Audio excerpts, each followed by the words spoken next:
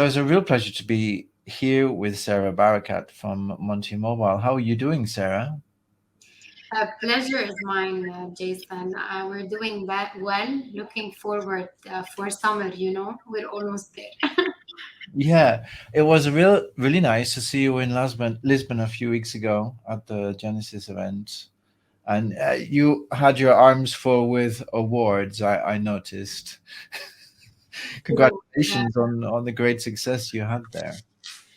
Thank you so much, Jason. And I think I will take this opportunity to thank you guys for organizing the event. It's always very well prepared, everything was on point. And it's good to see everyone gathered to be appreciated after the hard work that they have done. And the best part of it is that the mobile operators are getting to choose who is ranked tier one or tier two based on the services that they have been providing. So thank you so much for that. No, you're very welcome. It was a great pleasure to invite you on stage so many times to give you awards. So congratulations. We're gonna get used to it. Congratulations to the wider team. I mean, you're doing an excellent job, and I mean, and also you're innovating. I mean, I see Monty doing banking. I see you working in gaming. I mean, how is business in Monty Mobile these days?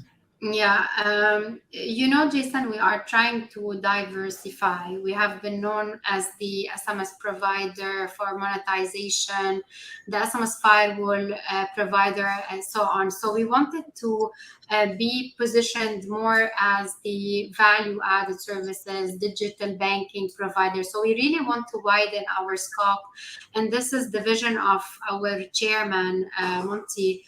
And in cooperation with our sister company, My Monty, we are trying to get the digital banking services to the telcos. And the vision behind it is to convert telcos into digital banks. They have access to the subscriber base. They have access to their data. They can easily score them based on their eligibility. We want to allow or to engage telcos in the fintech services in terms of giving their subscribers access to digital banking services, whether it's opening an account, issuing debit, credit cards, getting loans, etc. So the vision next is diversifying into digital banking services and converting telcos into digital banks. I think this is such an amazing trend because it makes so much sense that an operator with a very professional subscriber base, where they're relying upon an operator for so many years, why they shouldn't move into the banking arena. I mean, fintech is something that is definitely, I would say, a target for operators to work on. And I see It also in comes yeah, I It see also comes in with a lot Africa. of challenges and limitations, the regulations, the historical banks. So it's not something easy to convey or to come into when it comes to the telcos. And this is our role as Monty Mobile, whether with the technology or with the licensing, with the consultations needed. So we are giving it a one-stop shop where we really have the technology and the managed services as well to be offered to these telcos. It is really great diversification that you're doing, and I think yeah, congratulations to Montasser and the rest of the team for thinking about it and for kind of taking the step to explore it. I remember Safaricom in Kenya, starting their M-Pesa solution, and remembering just that how that made perfect sense, providing connectivity for something so fundamental to what people really need. So Exactly, and it was a very huge success story. So, M-Pesa was the start, if you want, of the fintech and going more into digital banking services. So, we really believe in such a proposition, and we invite all the telcos and the mobile operators to start considering it and looking into it further. based on everything that you're doing in the industry now, because as we just talked about how you're diversifying a lot, what do you see is one of the biggest challenges that we have in the industry right now? Yeah, I was brainstorming the questions with my team members, and we thought it's very good to mention the competition. So there is always a competition, whether in fintech, whether in the wholesale business, whether in the monetization business. And the market is a bit saturated when it comes to our core business, which is the messaging services. All the telcos are aware now on how to monetize. They all have their firewalls in place. They are either managing them themselves, or they have the knowledge base now to do that. So we see the biggest challenge is competition, and there's a lot of great companies that they are also present, whether they are in fintech space or in the SMS space. So we love the competition, we love the challenge, and we are trying to always challenge ourselves to come with a competitive edge, to come with something new to these telcos, whether it's a new revenue stream like the fintech, or with an added value on the SMS or the firewall, etc. Yeah, I mean, I think a competition is especially a great topic because we're in an environment where, operators are they have a lot of disruption in the industry, right? There's the OTTs, which in some ways you can say WhatsApp business is really taking a lot of business away from SMS in a sense. And then we also have eSIM coming up. I know you also look at eSIM and how that's evolving, and that's potentially going to create more competition in the market as well. So I think it's a tough time for operators right now, and I think that the competition is growing, it's increasing, right? True. On the eSIM, Jason, I would also want to pinpoint on a success of entering into the consumer platform positioning in the market. We successfully onboarded 29 telcos last year on the eSIM platform, and this is something that we are really proud of, because we don't come from the history of a physical vendor. We are new to the eSIM technology. We got the sites done. We got the licensing from GSMA. So we are really proud of this achievement that I also wanted to mention. Coming to the telcos and the competition that they have been facing, we believe that the telco remains as the owner of the subscriber base, the owner of the technologies that they are providing. So we believe that there is still a lot for them to seek and to generate revenues from, despite the competition that they see from the applications and the OTTs. Now, Sarah, you've been in Monty for some years now already, and you've seen a lot of things happen, a lot of changes that have been happening in the industry. In terms of this year with AI and everything we're seeing around artificial inflation of traffic, and there's a lot of interesting trends going on. What for you is the most interesting trend this year? Yeah, we see that the WABA OTP authentication OTP is the, if you want, the trend that is taking all the eyes nowadays. Like, we're all Yeah. looking on what's going to happen. Is it a market shift? How much will the impact on the SMS be? So I think this is the most recent trend that all the aggregators are looking at, and we're just being very careful to see the impact on our business when it comes to the messaging service that we provide. And we are waiting to understand how the market will react to it. Can you explain that to me in a little bit more detail?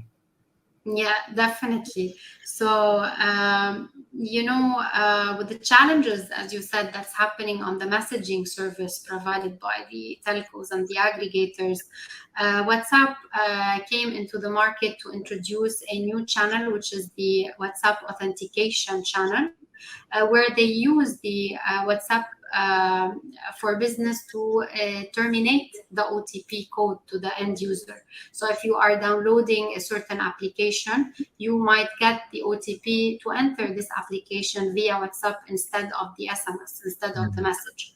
So we see that there might be a market shift. we are still indicating how much this percentage of the shift from SMS to the WABA OTP will be. And I guess this is what we have been all talking about in the sector, in the SMS sector.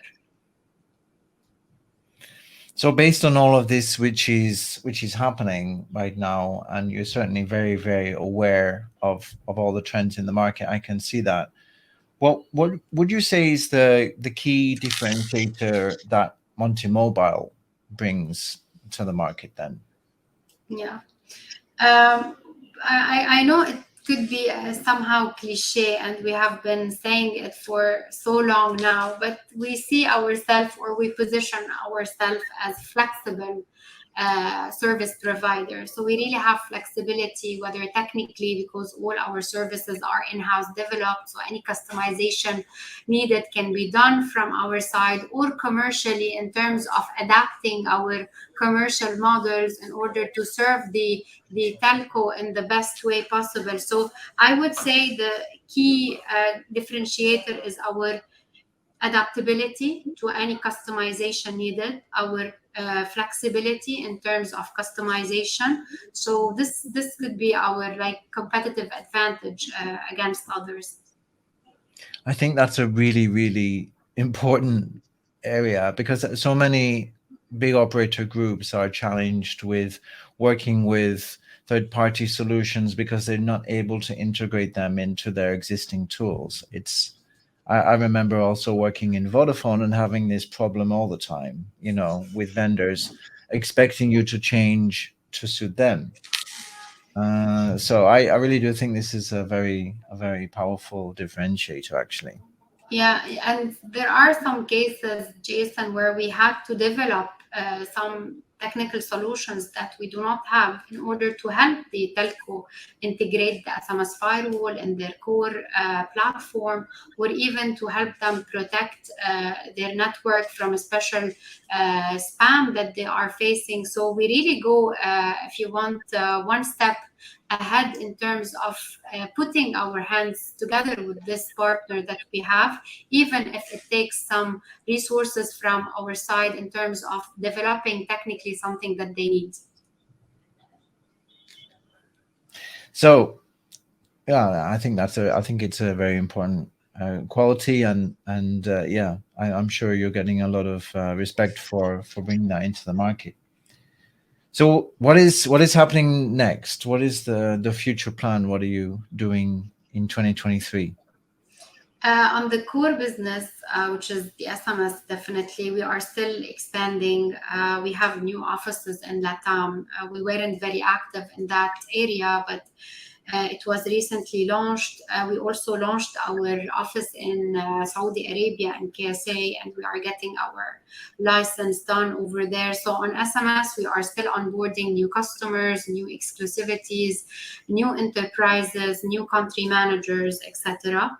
And we definitely continue with our diversification, whether it's on the digital banking that we have discussed, or on the management of telcos. You also know that we are a partner of Comium Gambia in terms of managing their operations and upgrading it from a 2G telco to a 5G telco, getting some additional value-added services to their subscriber base, increasing their ARPU. So this is something that we are also expanding and diversifying into, which is partnering with telcos in order to help them manage their networks and increase their value from it. It requires a lot of trust for a company to be able to do that with a mobile operator, I think. So that's very interesting True. work. And it takes a lot of work, like the aggregation Yeah. on SMS and one thing, but when you are serving subscribers and users, it's a whole different level of dedication and involvement. Yeah. Fantastic. So as I alluded to before, we saw you get so many awards at the gala, and you continue to drive innovation. You seem to be very popular. You have a lot of operator companies who admire you. And what was the response internally when you received all of these awards? at the gala? You know, the team are very grateful, really. It's like rewarding when you see the dedication, the hard work that they have done. Not a one-man show. At the end, we all complete each other. I'm supported with a great team, Razan as well. So we work really closely as a team internally, and we are also proud of this achievement that we have done. And they are very grateful for the appreciation they got. Fantastic. Great to hear. Sarah, anything else you'd like to add? Anything you'd like to express to the industry you'd like to share?